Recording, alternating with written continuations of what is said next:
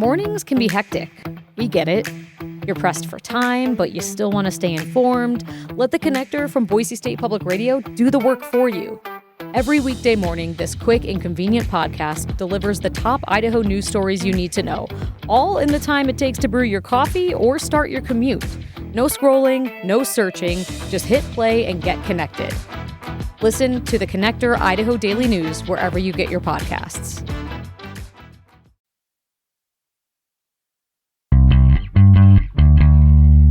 From the studios of Boise State Public Radio News, I'm Gemma Gaudette. This is Idaho Matters.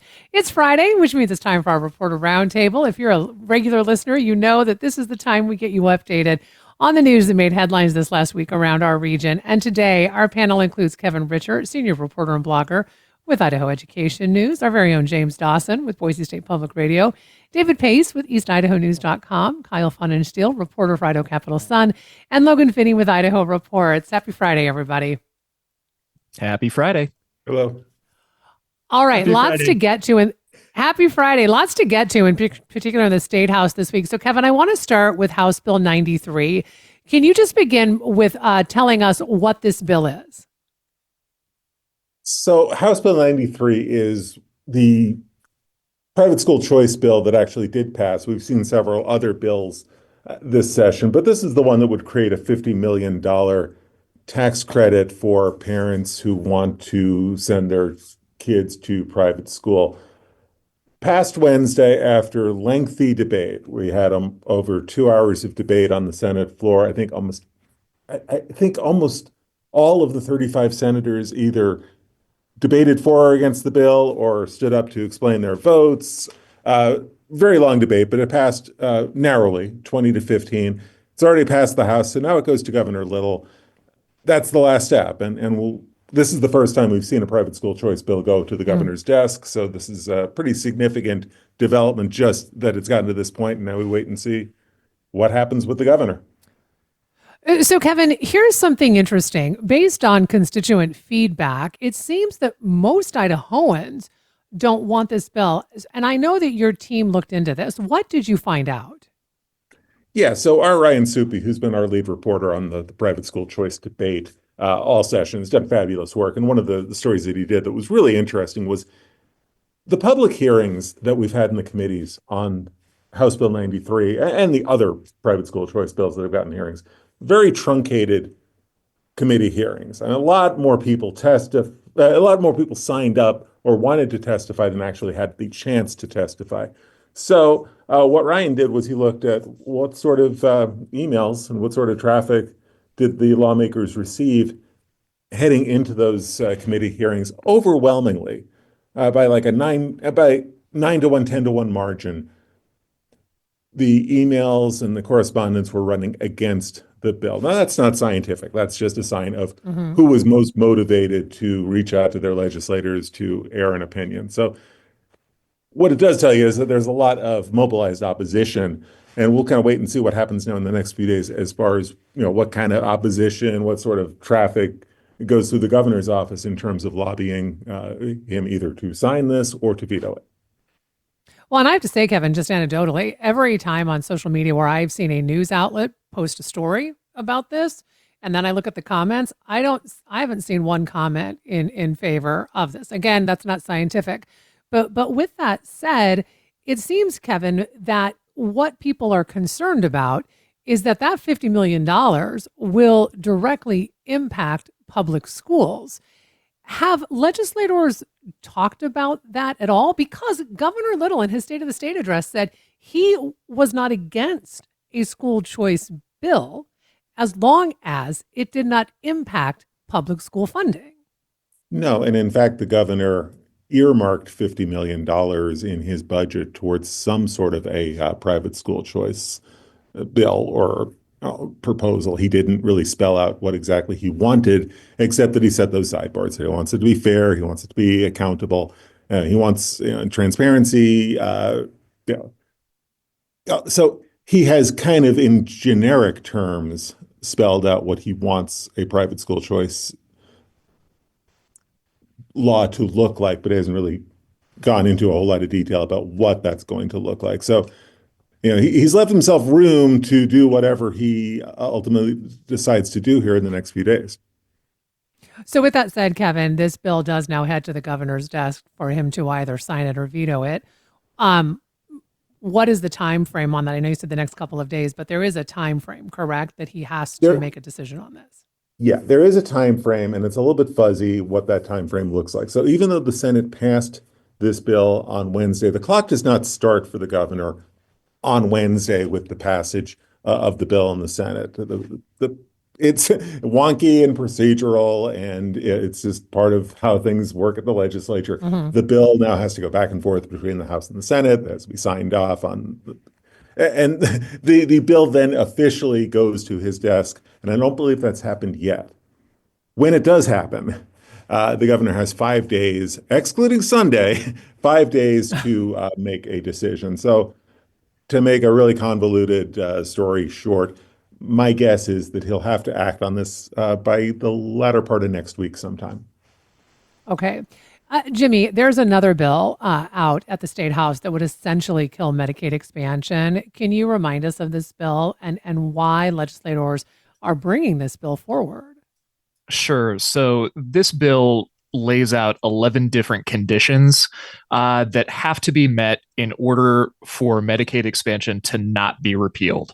We're talking about things like work requirements, putting a lifetime eligibility cap on how long you could ever use these benefits, which would be 3 years, as well as putting a total participant cap on it. Right now, there are about 90,000 people, according to the latest numbers we've gotten from the Idaho Department of Health and Welfare. And nearly all of these, all but one, would actually need a waiver from the federal government to, be in place. Now, if at any time, at least one of those is not met, then Medicaid expansion would be repealed. If for some reason we met all 11 of those conditions, and then at some point in the future, one of them gets out of compliance with the law, Medicaid expansion would be repealed within 60 to 90 days.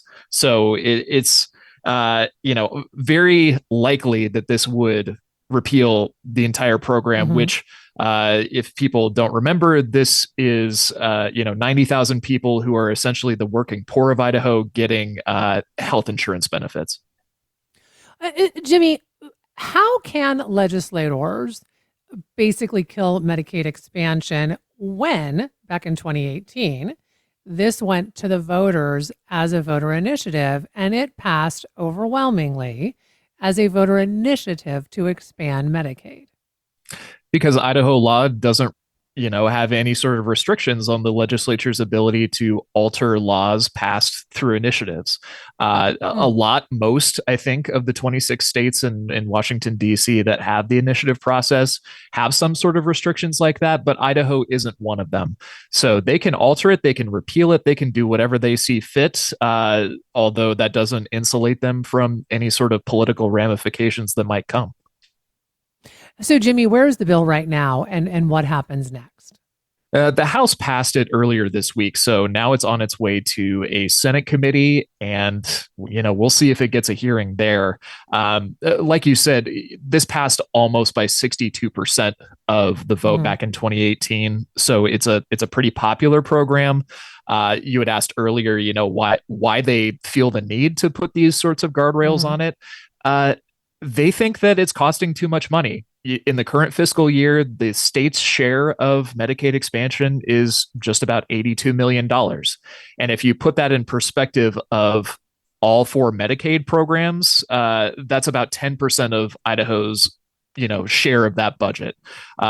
So in totality, not necessarily a lot of money. Certainly $82 million is a ton of money and could be going to something else should the legislators, choose to do so. But a lot of people are saying, rightly, if you just look at the math, it's saving Idaho a bunch of money compared to offering those same services, through either other programs or, not offering them at all. And then the state has to take on that responsibility through something like the former catastrophic healthcare fund.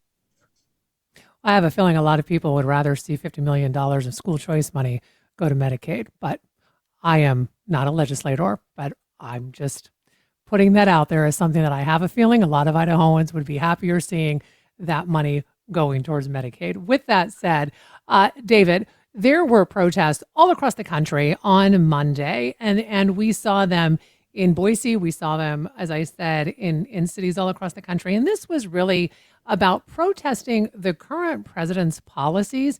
And in fact, where you are over in East Idaho, there was a protest. Tell us about this.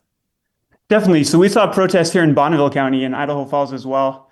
This protest on Saturday followed a rally held on February 1st on immigration at Broadway Bridge, where about 350 people, largely Hispanics, members of the Hispanic community, showed up to protest the Trump administration's immigration and deportation policies.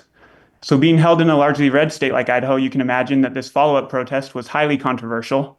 More than 1,400 people commented on our article announcing the event. Nearly all of those were criticizing the protesters. Elena Humphreys wrote, just to give you a flavor of it, she said, I liked when I protested against Biden's policies. It was called Election Day. But the rally itself unfolded peacefully. There were two pro-Trump ralliers who drove up and down Broadway, and then about 100 individuals rallied with signs protesting immigration enforcement, Elon Musk and Department of Government efficiency cuts, and the removal of diversity, equity, and inclusion programs. Organizer Chantel Duran said, we refuse to let racism, corporate greed, and inequality shape our future. This is our country too, and we're here to fight for it. I appreciate that update, Dave, and you're right. I mean, I think especially in a red state, seeing protests like this are unusual, in particular in a place like East Idaho. So appreciate that update on that. Logan, some Idaho lawmakers are claiming they received fake emails from saying it was from constituents about the grocery tax credit. So what happened here? Thanks for having me on to talk about the story, Gemma. This is a story from last week, but I think it's really important that people are aware of it. Last week, members of the House were debating a bill that would increase the grocery tax credit, the food credit that you can claim on state income taxes, from $120 to $155. The sales tax on food is kind of a perennial, ongoing political football here in Idaho. The legislature went so far as to exempt groceries from sales taxes in 2017, which received a veto from Governor Otter at the time, and they haven't been able to pass such a policy since then. But there are lobbying groups from outside of the state which are very invested in this issue, and lawmakers last week began receiving these form emails, which in and of itself isn't that unusual. It's pretty common for large political organizations, lobbying groups, to have these kind of things on their websites where you can put in your name and your address, and then it sends their form letter off to whichever lawmaker is from your district. So representatives and senators started getting this email last week. I'm going to read a small piece of it here. So this email says, as a tax-paying Idaho citizen, I encourage you to repeal the grocery tax this session. Many Idahoans are struggling during a time of high inflation and economic hardship. Food prices are unrecognizable. Paying the bills gets harder each month. It goes on to say they should repeal the grocery tax this session, and American Action Fund will keep me informed of your actions. Sincerely, name, address, email, etc. People started getting suspicious of these, specifically the lawmakers getting them, when lawmakers started to recognize some of the constituent names on these emails. Their constituents, their neighbors, their people they know from their districts. And when they started asking people, hey, did you send me this email or sign up for this list? People had no idea what they were talking about. I think the most notable example was from on the House floor, where Representative Rod Furness from Eastern Idaho stood up and said, one of these emails is from myself. I included that in my story. It's an email that says, to Representative Rod Furness, forward and letter, sincerely, Rodney Furness, with his address and email on it. So lawmakers were baffled. I talked to many lawmakers who received many of these. Representative Chris Bruce from CUNA recognized a name on one of the emails that he knew someone from church. His wife asked her about it and said, no, I've never signed up for this email list. So lawmakers are understandably concerned that they're getting these fraudulent emails that claim to be coming from their constituents. They're coming from a group called American Action Fund, which is a political action committee, a PAC that's affiliated with Young Americans for Liberty, a kind of libertarian-affiliated student youth group out of Texas. And so lawmakers, the the lawmakers were being lobbied not to pass this bill increasing the credit, and the activists would prefer to see the sales tax on groceries completely go away. But yeah, just a real bizarre week last week of everyone getting these emails that no one really knows where they were coming from. Well, and Kyle, it impacts really democracy, right? When you get these fraudulent emails, and because then I as a lawmaker, you might start questioning every email you get, whether it's about this issue or not. Absolutely, Did yeah. right? Yeah. Did the American Action Fund, have they said anything about this? And I'm curious, is this at all illegal of them to be sending fraudulent emails? That's kind of the question of the moment now that we're a week later. I had reached out to AAF and YAL, these two organizations that are affiliated with each other, and I didn't hear back from them directly. However, they did send out a very long fundraising email just a few minutes after the House voted on this bill last week, in which they didn't exactly double down. But let me read a part of their fundraising email. We have state senators right now in Boise claiming your emails to them are fake. They're claiming the emails they've received are nothing more than an apparent criminal conspiracy orchestrated by our organization to generate fake emails to legislators. Your desire for tax cuts is nothing more than spam to them. So apparently, Young Americans for Liberty, or to be more specific, American Action Fund, the Political Action Committee, is apparently aware that the senators and House members are receiving these emails and saying they're not coming from the people who have signed them. And so I spoke with spokespeople from the Secretary of State's office as well as the Attorney General's office. They are both looking into this right now. They aren't clear exactly on which law, if any, has been violated. And if this is just a tool that's available online for people to sign up with, it might not even be YAL or American Action Fund doing this maliciously. They may just have a tool out there that someone else is using a voter list that they've scraped and are just submitting these ad nauseum. But yeah, American Action Fund and Young Americans for Liberty seem to be saying no, that we trust the emails that we're sending out are legit. But based on the what I've heard from people I talked to, people whose names are on these emails are not the ones sending them. There's one that didn't make it into my story because I just got it this week. A representative got one of these emails, responded back to the email in the footer saying, "Hi, Melanie, did you send me this email?" And the response that he got back was, "There's no one at this email address named Melanie. This is the Nampa Elks Club. We're a fraternal organization and we don't weigh in on political issues." So this story is certainly not over, and we will be keeping track of what the Secretary of State and AG potentially do as more information comes to light. Well, and call me crazy, but I don't think that a representative needs to send themselves an email telling them to vote no on something. I mean, Yeah, that one was a real head right. scratcher that got everyone's ears up. But Representative Furness said, "I wouldn't put a lot of credit in all those emails. I would like to think that we look at emails from our district, but make sure they're really legit," he told his colleagues on the floor. Right. Well, appreciate that update, Logan, because again, I really think that it impacts truly democracy when you have something going on like this. Yep, yeah, for sure, and especially on such an issue that people are so passionate about, like this one. Yeah. So like I said, Secretary of State and AG are looking into it, and we'll be sure to keep tabs on that. Okay, and we'll of course have you back on to update us when we find out more information. Kevin, I think everyone knows that we have a doctor shortage here in the state of Idaho, and now some lawmakers want to take away the WWAMI program. First, for folks who may not be familiar, can you just remind us what WWAMI is? Okay, so WWAMI is a multi-state co-op, and Idaho's a member of it. That's where you get the acronym from. We're the I in WWAMI. And what basically, it's a program where Idaho sends 40 medical students per year to this program, which is headed up by the University of Washington, because Idaho does not have its own state-run medical school. We're having to partner up with states and institutions that do have a medical school. And Idaho has had this partnership with UW since 1972, so it's been a while. You have a bill right now before the House that would end that relationship in 2 years and basically would require the state to find new partners to train medical school students. Okay, so Kevin, why then do some lawmakers want to end this Idaho's participation in this program? So it comes down to a variety of things. One of the more, I guess the numbers issue here is Idaho would like to send more students to medical school, would like to subsidize more medical school seats. Because that's what you're doing. You're giving these universities some money to offset the cost of an Idaho student going to medical school. Back in 2022, the legislature passed a resolution saying we would like to get from 40 medical school seats per year at UW to 50. They wanted to increase it.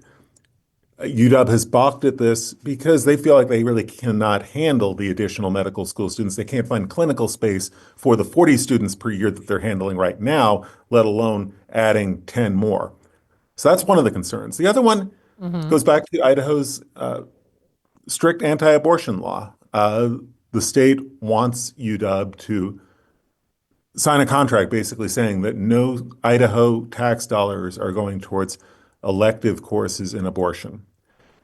UW tells me that they've been doing this, that they have audits that show that there is no Idaho tax dollars are going into these programs, and that they're working on trying to sign the contract that Idaho legislators want to see. So it's some of it's ideological, some of it is really a numbers game. So with that said, Kevin, I mean, if this were to pass and these 40 seats go away in 2 years, what potentially does this mean then really for Idaho students who want to go to medical school? And I say this because historically, a majority of these WWAMI students come back and practice in Idaho. It's kind of a funnel, and that will go away. So what could potentially happen then? Yeah, so that's where it gets interesting. So the wording of the bill is pretty interesting, but it's not terribly clear. It says the State Board of Education would be required to come up with agreements with multiple medical schools, either in the state of Idaho or in neighboring states that are entirely within the Mountain Time Zone. So that would eliminate Washington. It would eliminate Oregon. It would eliminate Nevada. So all roads kind of lead to a couple of leading options. One is University of Utah. We already have an agreement with Utah. I believe they're taking 10 Idaho students per year. So there's a possibility that the state would want to try to get more seats at the University of Utah. University of Idaho has already entered into a memorandum of understanding with University of Utah to pursue that. So that's a possibility that's kind of in the works. Brigham Young University is opening a medical school. I'm not sure exactly when they will open. That would be another option. It's Utah. It's a neighboring state. It's within the Mountain Time Zone. The other option that I think is kind of interesting, and one I've been watching for several months, we've talked about it before, is the Idaho College of Osteopathic Medicine. That's located in Meridian. It's a private medical school, heavily affiliated with Idaho State University and next to Idaho State's campus in Meridian. Right now, there's no agreement between Idaho and ICOM for medical school seats. That's an option as well. Okay. With that said, Kevin, where is the bill right now? What happens next in this process?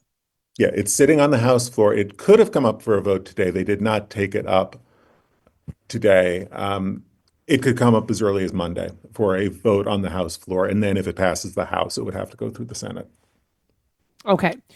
We will definitely be keeping an eye on that.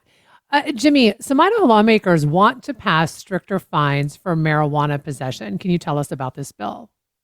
Yeah, so this would essentially make it so anyone who is convicted of simple marijuana possession would have to pay a minimum $300 fine.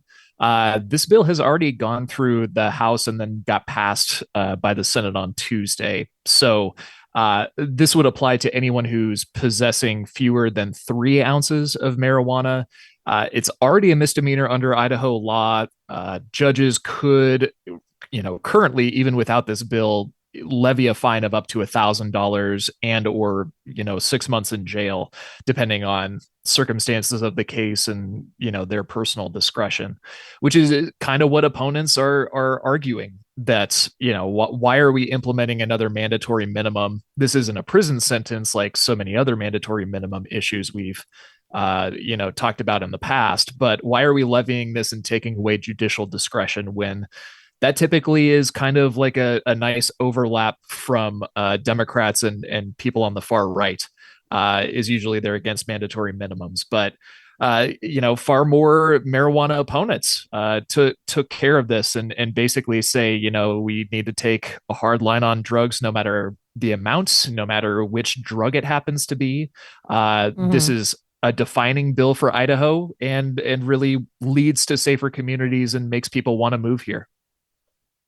So, Jimmy, you said that it passed out of the House. So what happens next in this process? It passed out of the House and Senate. So right now we're still in that limbo. Yeah, we're in that limbo of it hasn't yet gotten to the governor's desk for that, weird 5-day rule. But he is the last one to have a say on this, presumably. So to be clear, if this gets to the governor's desk and he were to sign this, that means this is a mandatory minimum fine. Correct. Yes.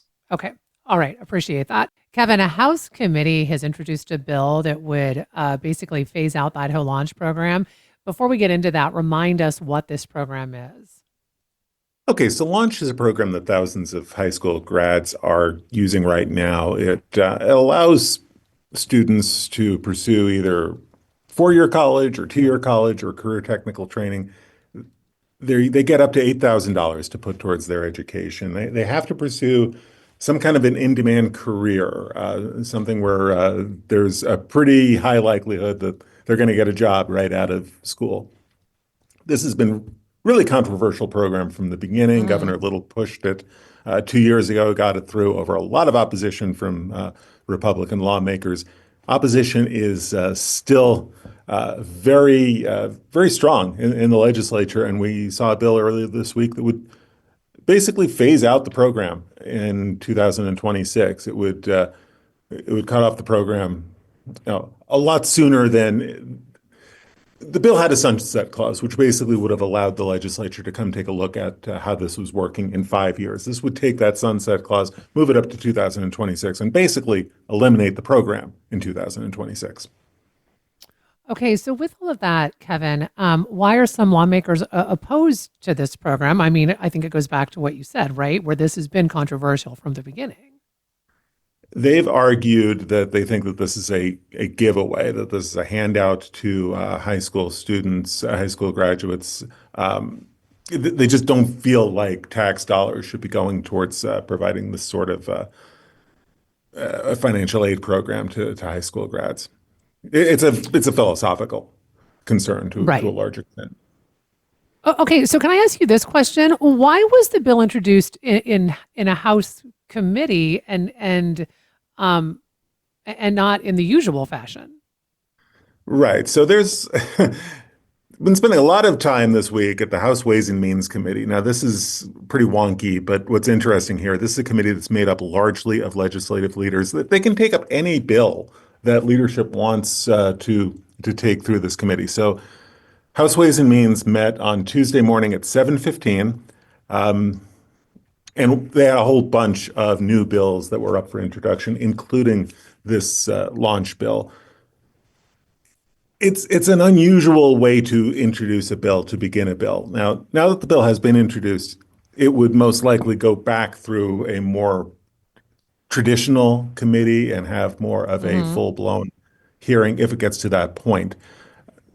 We've seen a lot of bills going through the House Ways and Means Committee just this week. We saw one that would, we saw one this morning that would basically move all of the high school graduation requirements under state law and give the legislature the ability to change high school graduation requirements just by passing a bill. That went through the Ways and Means Committee this morning. So there's a lot of activity going through this Ways and Means Committee. Okay, I appreciate you explaining that to us. Kyle, can you talk to us about a bill that would clarify Idaho coroners' roles in death investigations? And can you start by telling us why this bill came forward? Because didn't it have to do with a watchdog report that came out? Yeah, thanks, Gemma. So This comes back to a watchdog report released last year by the Office of Performance Evaluations. They're an independent watchdog agency that looks into how state programs are working and offers recommendations to the legislature. So they did this deep dive into coroners and death investigations in Idaho, and they found a couple concerning things. They found first, like there were big inconsistencies in how death investigations across Idaho were being carried out, and they said that's in large part driven by there not being much guidance in state law about what roles coroners play in these investigations and their standards to issue autopsies in specific death case instances and whatnot. And they also found that deaths in Idaho were about half as likely to undergo autopsies than the national rate for autopsies. And they also found that Idaho had the lowest homicide autopsy rate in the nation. So this year there's a bill. It's led by the two co-chairs of the legislature's oversight committee. That's the one that orders reports by this agency, the Office of Performance Evaluations. Their bill would clarify coroners' roles in death investigations. And lawmakers, since that report came out, worked with local coroners to develop this bill, Senate Bill 1101, following that watchdog report. So where's the bill right now, Kyle? So it just passed a committee in the Senate unanimously. It could go up for a vote in the Senate any day now. It's co-sponsored by every lawmaker, all 8 who serve on that oversight committee. It's a bipartisan committee split with 4 Democrats and 4 Republicans. And it also has support from the Idaho Sheriff's Association and the Association of Counties. Okay, appreciate that. David, the Jefferson School District has recently made the decision to drop all of its advanced placement classes from its curriculum beginning next year. Students at Rigby High School who will be impacted by this are not happy. Can you begin by telling us why this decision was made? So first, just a little bit of background. Jefferson School District 251 is in Rigby, Idaho, and they made their decision was made by administrators to eliminate AP Biology, AP English, Honors Algebra 2, along with advanced English courses in 9th and 10th grade. At the same time, they're expanding their dual enrollment courses to juniors as well as seniors. Starting next year, advanced 9th and 10th students will be integrated in regular English classes, where the district says they will still be given opportunities to explore advanced material. The reason for this change is that Superintendent Chad Martin provided a letter signed by Rigby High Principal Brian Lords, saying that its dual enrollment courses are proving to be more popular than AP courses, and that some advanced students weren't hitting state benchmarks on certain exams. We have now determined that the best way to ensure all students receive a consistent and comprehensive curriculum is to guarantee that every student first receives core instruction, Lords wrote. Okay, so David, can you talk a little bit more about the dual credit enrollment? Because here is the issue. And I speak not just as a journalist, but I am a parent. I have a junior in high school. He is in AP classes right now, chose AP courses because dual enrollment credit does not transfer to all colleges. In particular, if you are looking at going out of state. Did they talk about this at all in that decision? Absolutely. This is a huge concern to the parents and the students as well. A lot of the students are concerned because they've been preparing since 9th and 10th grade to take these AP courses and these exams. And they're concerned that dual enrollment through CSI will limit them to colleges only in Idaho and Utah as far as transferring their credits. So that's a huge concern. They've had 448 people, mainly Rigby High School students, sign a change.org petition called We Need AP, College Isn't Free, along with 20 students who protested at a school board meeting on February 12th with signs, in addition to a flood of emails and phone calls that we've received here at eastidahonews.com. So I think 10th grader Nathan Anderson summed it up best. He said, "When I visited regular English classes, I noticed the difference. Students there were there out of obligation, while my advanced class exhibited focus and determination to excel and absorb knowledge." Well, right. And David, what's interesting to me, at least in my son's school, he had the option with an AP class to either take it to take the AP test in May, or he could do a dual credit. So they give them the option. So with this change.org petition with almost 450 signatures, Is the school district even looking at potentially bringing this back, or is this a done deal? So far, we've heard, this is through the grapevine, but that school teachers are being told not to protest this decision. They're trying to quash it a little bit, and it's been extremely hard to get a hold of school district administrators. They have been responsive via email, but there was a ransomware attack there several weeks ago, and they're updating their phone lines. So it's just caused a communication mishap with the community as well as with students and parents, and it's kind of flaring up there in Rigby. Yeah. I have to say, I'm pretty shocked by it, in particular, just as a parent, that they would completely do away with those courses. Appreciate that update on that. Jimmy, before we go to break, Idaho school attendance law will remain in place. I mean, at least for now. This was a pretty close vote that could have changed that. Talk to us about this. Yeah, it really could have. So this is a proposal that could have changed the Constitution. Idaho's Constitution right now requires that, or at least allows the legislature to regulate mandatory school attendance. State law right now requires if you're a kid between the ages of 7 and 16, you have to attend, a public school, a private school, or get some kind of homeschooling, right? And this would have completely deleted that section of the Constitution and instead put in, quote, the right of the people to educate their children without government regulation outside of the public schools of the state shall not be infringed. So, the Representative Dale Hawkins from North Idaho, who's sponsoring it, said, this essentially is just codifying, or not even codifying, but putting in the Constitution what Idaho already has in state code for homeschoolers, which is basically no regulation aside from this general age limit. Plus, in that same code, they have to teach subjects that are widely taught in public schools. Which rubbed, opponents the wrong way. There really wasn't much debate on the House floor, but you had Representative Todd Achilles, who's a Boise Democrat, say, this could really open the door for bad parents to not educate their kids. I guess he and I have read the same book, which is Educated by Tara Westover from a few years ago, where, she wasn't really taught anything except for how to work in the scrapyard at her, family's compound in very rural southeastern Idaho. So like you said, this failed by just a couple votes because you need 2/3 of the body to agree to it for a constitutional amendment. I doubt this is the last time we'll see something like this. Maybe he'll workshop it and bring it back next year. But it's certainly something we've seen not just this year, but in years past as well. Yeah, I think you're right that we'll see something again. So, Kevin, in the middle of all of the education bills that have been getting loads of attention from the media, from local citizens, there's actually another issue that's been going on, and this is how to change Idaho's K through 12 funding formula. So, what's happening with this? Because hasn't this been going on for upwards of 9 years? Yeah, and it feels longer to me. We've been writing about this for 9 years. And that's really when legislators first started to talk about this.